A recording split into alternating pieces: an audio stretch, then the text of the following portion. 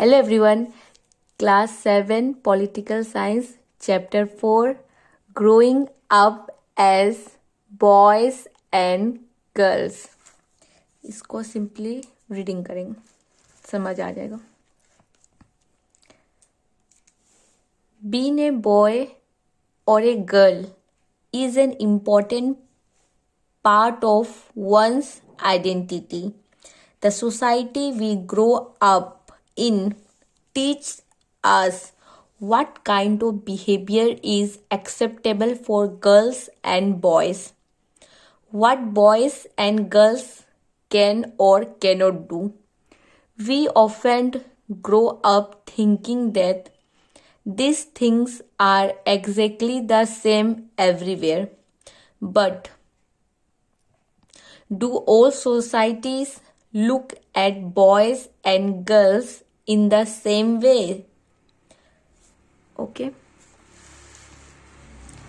We will try and answer this question in this chapter. We will also look at how the different roles assigned to boys and girls prepare them for their future roles as men and women. We will learn that most societies value men and women differently. The roles women play and the work they do are usually valued less than the roles men play and the work they do. This chapter will also examine how inequalities between men and women emerge in the area of work. Growing up in Samoa in the 1920s. Samoa Islands are part of a large group of small islands in the southern part of the Pacific Ocean. 1920s के research के द्वारा हमें ये पता चला है कि Samoa island में बच्चे स्कूल नहीं जाते हैं और घर का काम सीखते हैं. जैसे बच्चे का ध्यान रखना होता है तो अपने से बड़े भाई बहन रखते हैं.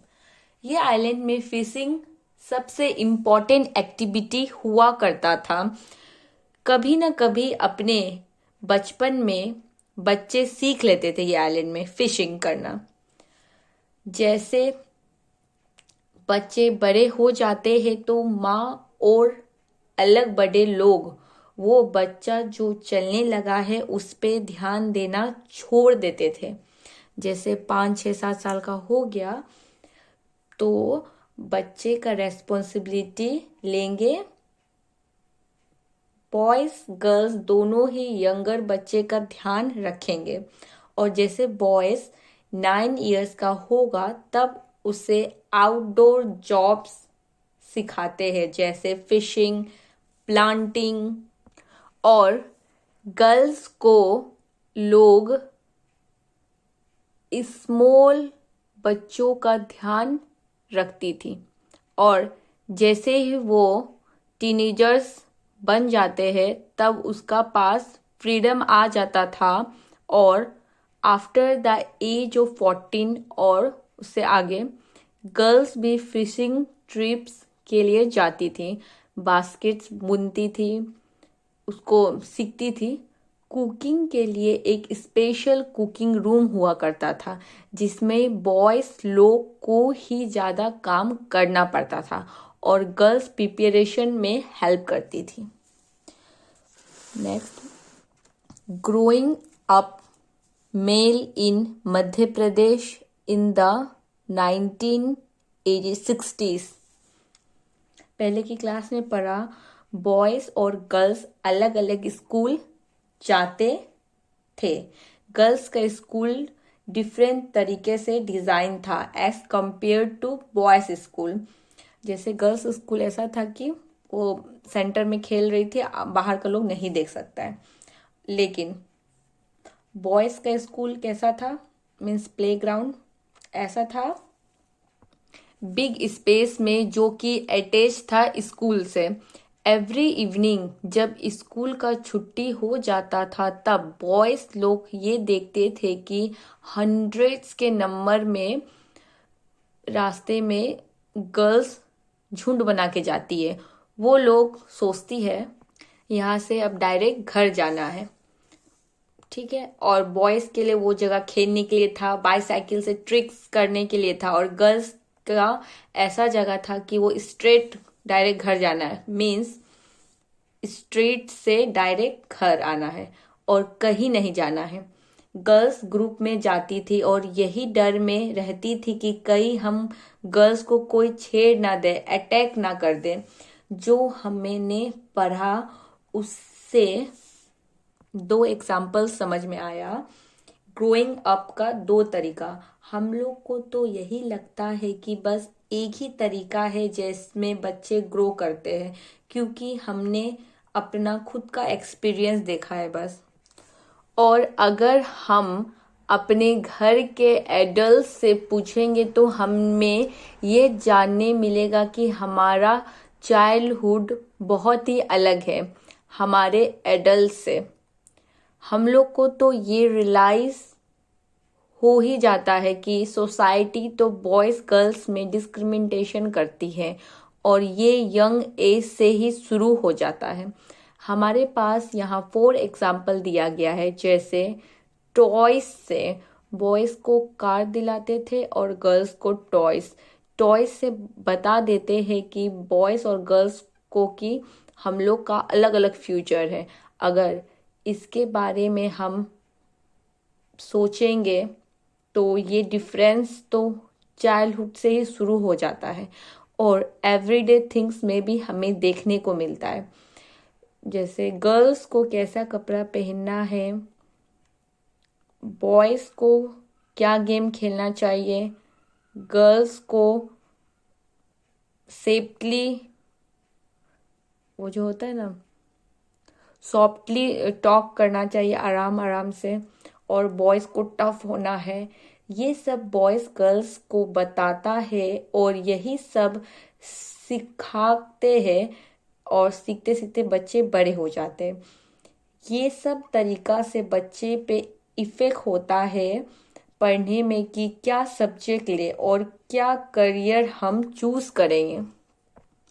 My mother does not work. बच्चे बोलती है हमारे स्कूल में एग्जीबिशन है, एक्सकर्शन के लिए जा रहे हैं। माँ आप हॉलीडे नहीं ले सकती हो ऑफिस से, और वहाँ काम है, आप आ जाना।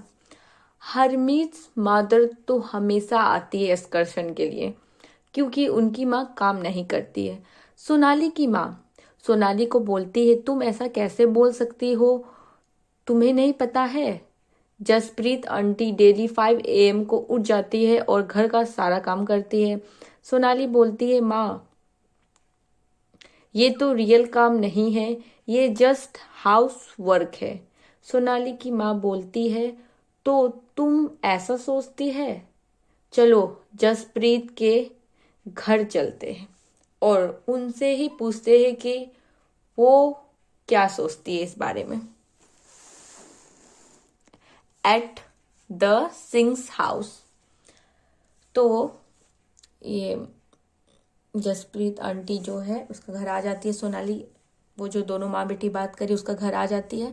वो हाउस वाइफ का हस्बैंड को बोलती है कि सोनाली को ऐसा लगता है कि तुम्हारी वाइफ वर्किंग पर्सन नहीं है।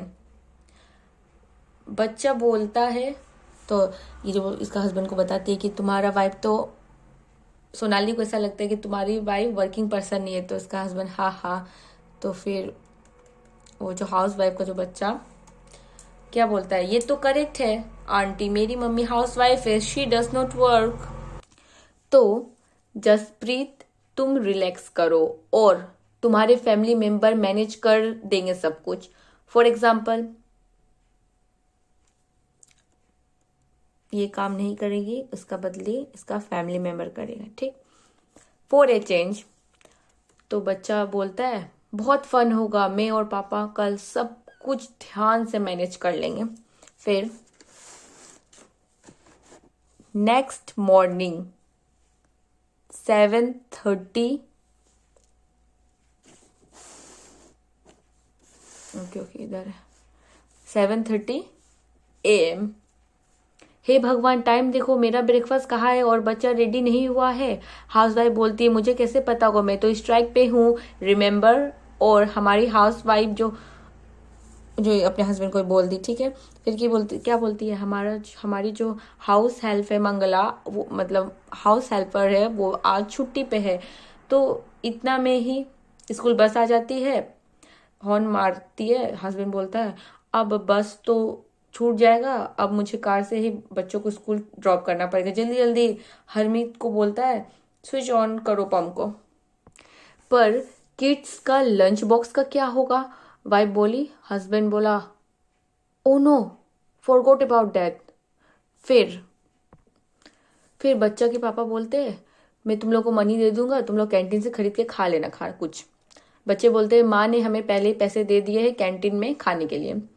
फिर इवनिंग 6 PM बेल बजा। हस्बैंड बोलता है मैं तो पूरा थक गया हूँ, चाय बनाओ। फिर बोलता है ओह आई फॉरगॉट, तुम तो स्ट्राइक पे हो, मैं खुद ही बना लूंगा, घर का हालत पूरा बिखरा हुआ है। तो क्या रूम बिखरा ही रहेगा। Harmeet where on earth are the tea leaves, ऐसे बोलती है वाइफ। देखो हाँ है, इन सब का अभी भी लगाता है इन सबको कि मैं काम नहीं करती। अब मुझे इन लोगों को ये भी याद दिलाना है कि चाचा जी और चाची जी डिनर के लिए आ रहे। Valuing house work. Harmeet family को लगता है कि जसप्रीत जो घर में काम करती है वो रियल काम नहीं है। मेन रेस्पॉन्सिबिलिटी हाउस का है, केयर गिविंग टास्क जैसे फैमिली मेंबर्स का ध्यान रखना, बच्चों का, कोई फैमिली मेंबर घर का बीमार हो गया है उसका केयर करना, ये सब काम वोमेन के हिस्से में पड़ता है। जो काम वोमेन करती है घर का, उस काम का काम नहीं माना जाता है। और ऐसा सोच लेते हैं कि ये सब काम वोमेन का ही है, इसलिए घर का काम करने के लिए पैसे भी नहीं मिलते और सोसाइटी घर का काम को वैल्यू नहीं देती। Lifes of domestic workers. Harmeet की माँ ही नहीं बस काम करती है, बहुत सारे काम करते हैं, हाउस हेल्पर मंगला भी करती है, इनकी डोमेस्टिक हेल्पर।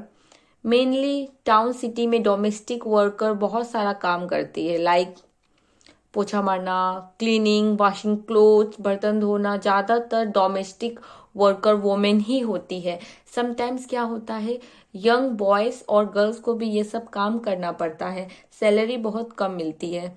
डोमेस्टिक वर्क के लिए ज़्यादा वैल्यू नहीं है, इसलिए डोमेस्टिक वर्कर्स का अर्ली 5 AM को काम शुरू हो जाता है, रात के 11-12 बजे तक ख़त्म होता है। इतना हार्ड वर्क करने के बाद भी मालिक लोग को डोमेस्टिक वर्कर का हार्ड वर्क नहीं दिखता है, ऐसे बोलती है। एक डोमेस्टिक वर्कर है, अपनी एक्सपीरियंस शेयर करती है, बताती है, जो कि दिल्ली में रहती है, दिल्ली में काम करती थी। ऐसे बोलती है मेरा पहला जॉब रिच फैमिली के घर में था, जो कि वो डोमेस्टिक वर्कर का नाम मिलानी था और ये उनकी डॉटर। बोलती है बहुत बड़े घर में रहते थे, पूरा बिल्डिंग वाला घर। फिर मेम साहब अलग थी, उनको कुछ काम करवाना होता था तो मेरे पर चिल्लाकर काम करवाती थी। मेरा काम किचन में था, 2 अलग गर्ल्स थी जो क्लीनिंग का काम करती थी। आवर दिन 5 o'clock से शुरू होता था, मतलब हमारा दिन, ऐसे बता रही है, एक्सपीरियंस बता रही है। तो ब्रेकफास्ट के लिए चाय और 2 ड्राई रोटीज मिलती थी और थर्ड रोटीज कभी मिली ही नहीं। और इवनिंग में जब खाना बनाती थी मैं, तब दो गर्ल्स जो क्लीनिंग का काम करती थी ना, वो मुझसे एक्स्ट्रा रोटी मांगती थी। चुपचाप रोटी दे दूं और एक्स्ट्रा रोटी खुद के लिए बना लेती हूँ। हम लोग बहुत ज्यादा थक जाते थे पूरे दिन काम करके।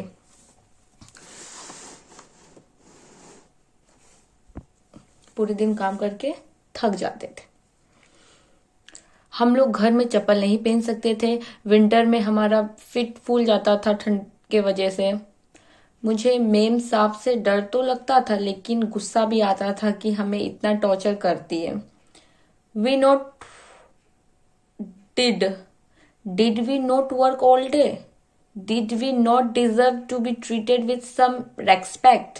हाउस वर्क में तो बहुत सारा टास्क इन्वॉल्व है।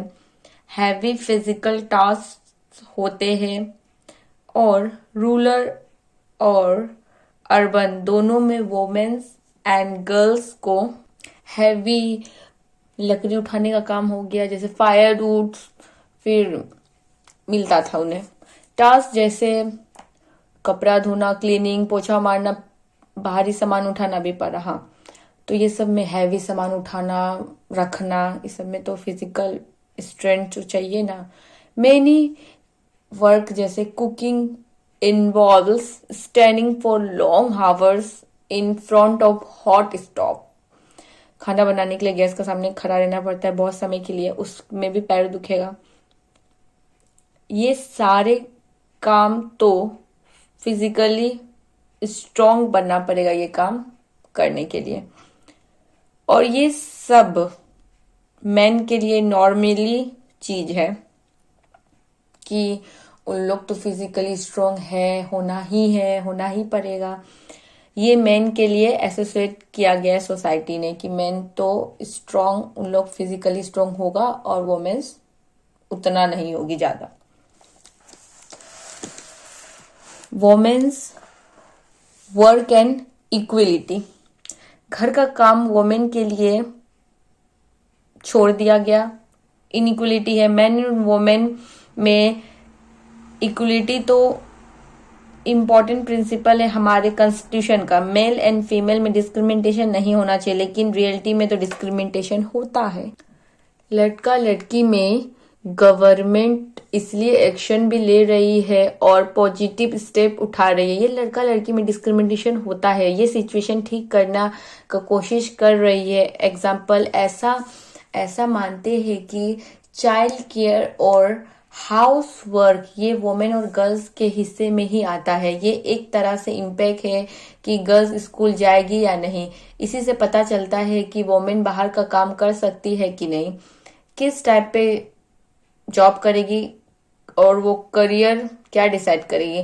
गवर्नमेंट ने इसलिए आंगनबाड़ी सेटअप किया है और चाइल्ड केयर सेंटर्स।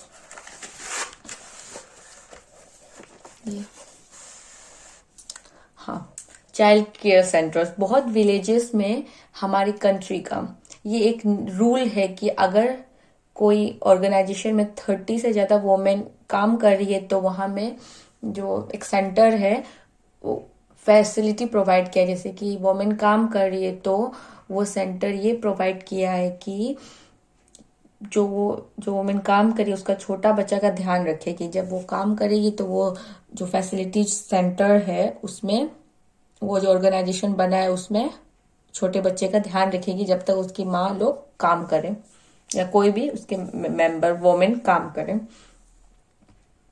बच्चे का टेक केयर हो जाएगा, वहां पे प्लेइंग का सामान सब होगा।